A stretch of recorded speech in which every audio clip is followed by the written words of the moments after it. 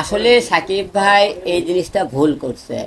আমাকে এর মধ্যে মনে হয় কি সাকিব ভাই না, আমরা যারা মিডিয়া ব্যক্তি বুঝছেন, আমাদের মনে হয় কোনো রাজনীতি ব্যক্তিদের কথা বলাটাই ঠিক না। কারণ আজকে হাসিনা সরকার আছে, কালকে খালিদা থাকবে।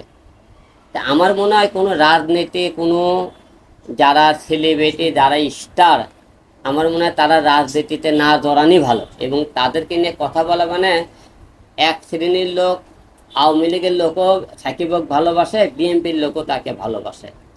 আমার মনে হয় এই কাজ থেকে আমাদের সবাইকে বিতর্ক বিরত থাকা ভালো, কারণ এটা আমাদের জন্য ক্ষতি।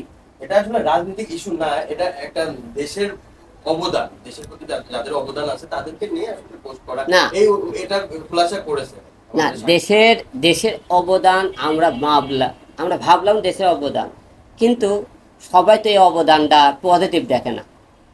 কেউ পজিটিভ দেখে, কেউ নেগেটিভ দেখে না। তাহলে আমাদের এই পজিটিভ নেগেটিভ দেখতে গেলে কি করতে হবে জানেন? আমাদের সবাইকে হিসেব করে চলাফেরা করতে হবে, কারণ আমাদের দোষ বেশি।